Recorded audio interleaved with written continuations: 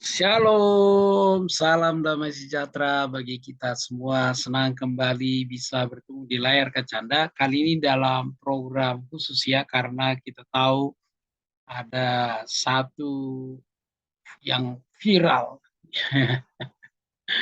Dan ini sudah banyak memang dibahas, saya terlambat membahas, tapi tidak mengapa ya. Nah, saya akan membahas dalam dua video.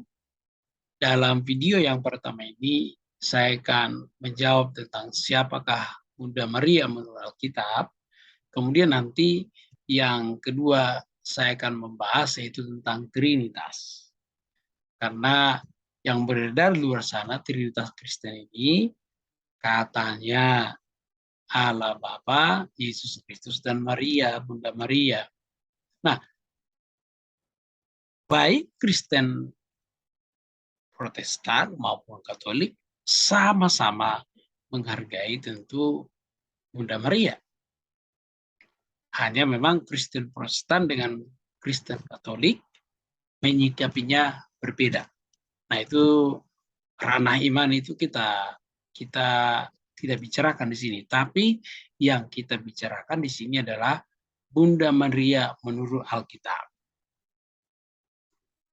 Nah, kalau kita melihat ya, kalau kita melihat di dalam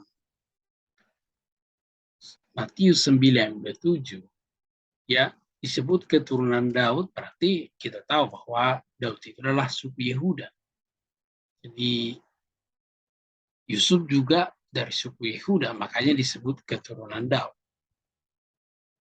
Jadi secara silsilah, sekalipun wanita dalam bangsa Israel itu tidak dihitung dalam silsilah, Maria memiliki silsilah yang jelas. Kemudian Yusuf juga memiliki silsilah yang jelas. Apa yang saya maksud di sini? Kalau seseorang ya yang memiliki silsilah yang jelas, hal ini menunjukkan dia itu punya natur manusia. Nah, tapi saya nggak mau bahas di sini dua natur Yesus, tapi yang mau saya tunjukkan di sini bahwa Bunda Maria adalah manusia yang keturunan dari suku Yehuda. Kemudian kalau kita lihat Lukas 1 ayat 10 dikatakan Maria adalah beroleh kasih karunia dari Allah. Ya, saya aminkan ya bahwa Maria ini beroleh kasih karunia dari Allah. Kenapa?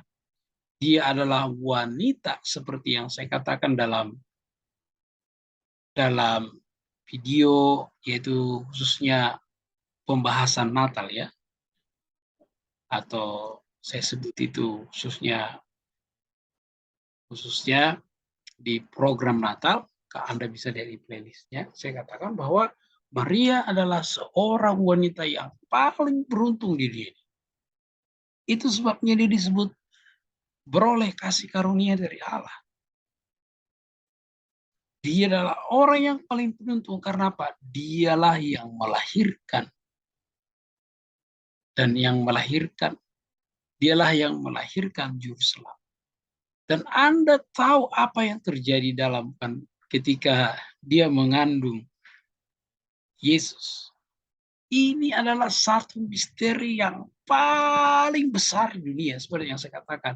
Di mana yang ilahi menyatu dengan yang manusiawi, yaitu dalam diri Yesus. Dan itu diproses di dalam kandungan Bunda Maria. Itu sebabnya katakan dia beroleh kasih karunia dari Allah. Lukas 1 ayat 38. Dia adalah seorang hamba Tuhan. Ketika malaikat berbicara kepada dia, dia berkatakan, aku hamba. Artinya apa? Dia tidak bisa menolak kasih karunia ini. Dia memilih taat. Walaupun tantangannya tentu tidak mudah. Nah, kalau kita singgung sedikit ya, pernikahannya orang Yahudi, maka Yusuf dan Marta pada saat itu mereka sudah ada pada tahap akhir yang dimana 1 tahun itu ya mempelai laki-laki mempersiapkan rumah, mempersiapkan tempat bagi mereka. Itu yang dilakukan Yusuf pada saat itu. Dia sedang mempersiapkan dan Maria saat itu menanti Yusuf. Durasi waktunya itu kurang lebih setahun, tapi nggak dikasih tahu kapan. Nah, dalam proses penantian ini, malaikat Gabriel berbicara. Nah, kalau pada saat itu, ya, seandainya Maria tidak beroleh kasih karunia Allah, itu ceritanya. Karena apa? Karena dia hamil, ya, dia hamil bukan karena selingkuh. Enggak, Bunda Maria tidak selingkuh. Bukan karena dia keselio sama pria lain, tidak. Murni karena kuasa Allah yang turun kepada Bunda Maria. Bunda Maria tentu tahu dia bisa dirajam, dia tentu bisa, yang pasti dia dikucilkan, dihujat, dia tahu. Tapi karena dia merasa dia seorang hamba, maka dia berkata, aku hamba. Dia memilih taat. Apapun resikonya. Sampai Yesus lahir kita tahu. Yesus lahir itu di kandang domba. Sebelum ke kandang domba itu dari rumah ke rumah ditolak. Mereka berjalan begitu. Dia tahu. Dia katakan, saya seorang hamba. Seorang hamba artinya dia tunduk kepada Tuhan. Dia tunduk kepada Tuhan dan menerima pesan Tuhan melalui Gabriel. Maka pertanyaannya, apakah Bunda Maria Tuhan? Tidak. Dia hamba Tuhan benar. Tapi dia tidak setara dengan Allah Bapa dan Yesus Kristus. Dia tidak setara. Maka kalau kita melihat di dalam Matius 28:20, karena itu pergilah, jadikanlah semua bangsa murid dan baptislah mereka dalam nama Bapa, Anak, dan Roh. Nah, benih atau salah satu ayat yang menunjukkan Trinitas dalam perjanjian baru ini adalah Matius 8:20. Jelas di sini disebut. Nah, ini hanya urutan penyebutannya. Bapa, Anak, dan bahkan di dalam Katolik pun ketika mau berdoa mereka tidak bilang dalam nama Bapa, Anak, dan Bunda Maria, tidak. Tapi dalam nama Bapa, Anak, dan Roh Kudus.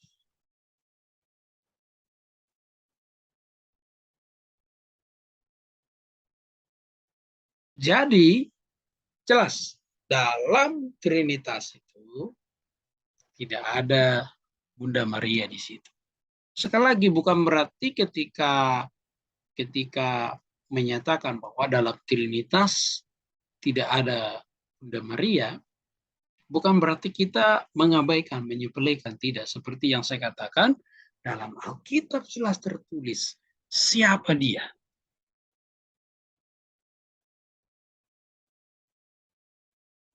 Maka seperti yang saya katakan, saya secara pribadi sangat menghargai Bunda Maria. Tapi bukan berarti karena saya menghargai dia lalu menyetarakan dia dengan Tuhan. Tidak. Saya menghargai dia seorang wanita yang paling beruntung di dunia ini. Itu sebabnya ya firman Tuhan juga bilang mengatakan kan bahwa dia beroleh kasih karunia dari Allah. Tapi bukan berarti karena demikian dia menjadi Allah.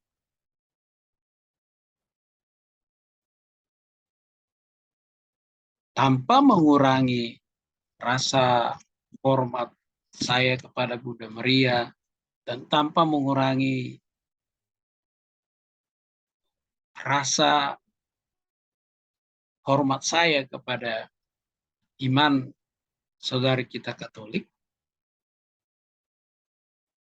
tentang Bunda Maria, saya yakin dan sepakat Bunda Maria tidak bisa disetarakan dengan Allah Bapa, Anak, dan Roh Kudus. Dia adalah hamba Tuhan, dia bukan Tuhan yang setara dengan Bapa, Anak, dan Roh Kudus. Nah, ini saya bahas secara singkat seperti ini. Kalau sahabat Lumen atau saudara-saudara Siman punya pertanyaan atau mau menanggapi, silakan ditanggapi ya. Silakan berikan komentar-komentar positif. Nah, setelah ini silakan bagikan kepada teman-teman kita sebanyak mungkin supaya apa?